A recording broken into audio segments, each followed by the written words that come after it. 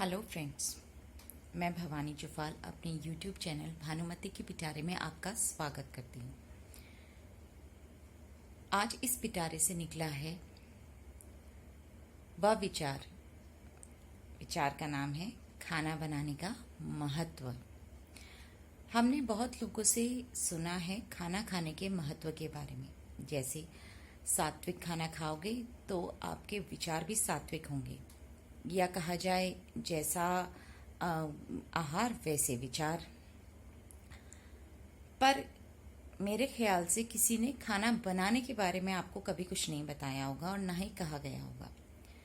हमारे दादी नानी ये सब लोग इस विचार को बहुत अच्छी तरह जानती और पहचानती थी, इसलिए वह बड़े शांत मन से खाना बनाती थी ताकि खाने वाले का मन भी शांत रहे और वह अपने कार्य में भी अच्छे से मन लगा सके। अपने इस कथन को प्रूव करने के लिए मैं आपको एक छोटी सी कहानी सुनाना चाहती हूँ। बहुत समय पहले की बात है। एक जमींदार हुआ करता था। उसके पास काफी जमीन जायदाद हुआ करती थी। एक बार उस जमींदार की वाइफ का अपनी नौकरानी से झगड़ा हो गया।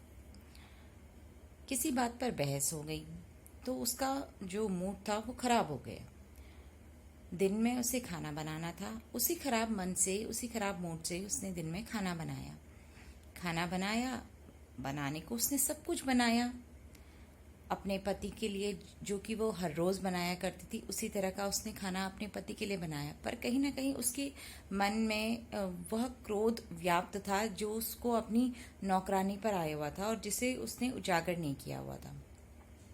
उसने अपनी गुस्से को कंट्रोल करते हुए खाना बनाया और अपने पति को सर्व किया।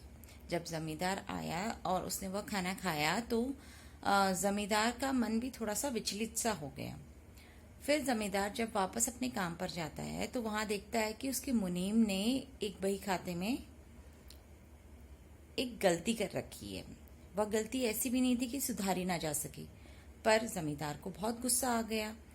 उसने जमकर अपने मुनीम को डांट लगा दी।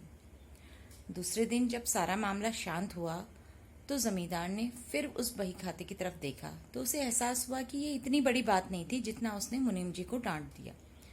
फिर दोपहर को जब वो खाना खाने अपनी वाइफ के पास आता है तो वो अपनी वाइफ को सारा वृत्तांत सुनाता है कि किस तरह अचानक से उसे छोटी सी बात पर गुस्सा आ गया। तब उसकी वाइफ से बताती है कि कल उसका नौकरानी के साथ थोड़ा सा कहा सुनी बहस हो गई थी जिससे उसे बहुत गुस्सा आया था और उसी गुस्से में उसने दिन में खाना बनाया था और उसे सर्व किया था। उस खाने को खाने के बाद वही एग्रेशन, वही गुस्सा जो कि उस समय जमींदारनी को आ रहा था, उसका प्रभाव उस खाने पर पड़ा और उस खाने को खाकर उसका प्रभाव जमींदार के ऊपर पड़ा, जिससे छोटी सी बात पर भी जमींदार को बहुत गुस्सा आ गया। इससे हमें ये पता चलता है कि जो खाना जैसी मनोस्थिति में खाना बनाने वाला खाना बनाता है उसका असर खाने वाले पर भी पड़ता है। हमने देखा है हमारी दादी नानी जब बहुत खुश होती थी, जब हम उनके घर जाते थे, उस समय कहा जाए तो मेवा वगैरह डालने का उतना रिवाज नहीं हुआ करता था। सिर्फ घी, दूध, चीनी और चावल की खीर बनाई जाती थी, पर फिर भी वो खीर बहुत ही स्वादिष्ट हुआ करती थी क्योंकि वो बहुत खुश होकर उस खाने को बनाती थी। वो अपने अतिथि स्वागत के लिए बड़ी खुशी खुशी उनकी खुशी उनके खाने पर झलकती थी। हमने देखा है अक्सर जब हम शांत मन से बहुत खुशी खुशी कैसा भी खाना बनाए हमारे परिवार को बहुत अच्छा लगता है, और जब थोड़ा सा भी मन में शंका, चिंता या कुछ रहती है तो हमारे खाने पर उसका असर पड़ता है और कहीं ना कहीं हमारे परिवार के सदस्यों पर भी इसका असर पड़ता है। यही वह रीजन है जिसकी वजह से जब वुमेन्स अपने 5 स्पेशल डेज में होती हैं तो उन्हें किचन में प्रवेश हमारे पूर्वजों ने वर्जित किया हुआ है, मना किया हुआ है। उनसे कहा गया कि आप किचन में मत जाइए, आप एक रूम में रिजर्व रहिए, क्योंकि उस समय ना वो मानसिक रूप से ना शारीरिक रूप से स्वस्थ नहीं होती हैं। वो काफी पेन में होती हैं, उनका स्वास्थ्य भी बहुत ढीला हुआ रहता है, वो चिड़चिड़ापन, मूड स्विंग्स वगैरह से अफेक्टेड होती हैं। इसलिए हमारे घर की महिलाएं, माताएं, पुत्रियां, बहुएं सबको इन 5 दिनों के लिए किचन से एक तरह से छुट्टी दी जाती है ताकि उनके एग्रेशन का असर उनके खाने पर ना पड़े।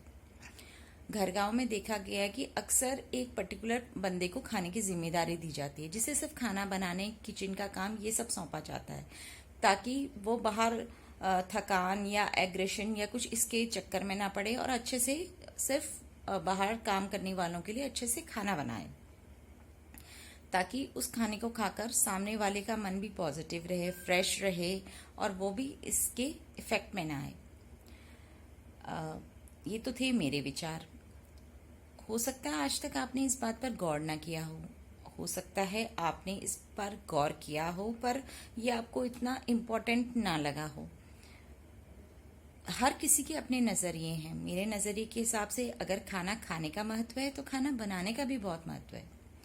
इसी विचार के साथ मैं अपना ये ब्लॉग इसी विचार के साथ मैं इसे समाप्त करती हूँ और उम्मीद करती हूँ कि आपको मेरा यह विचार पसंद आया होगा और आगे भी मैं ऐसे ही नए नए विचारों के साथ आपके सामने आऊँगी।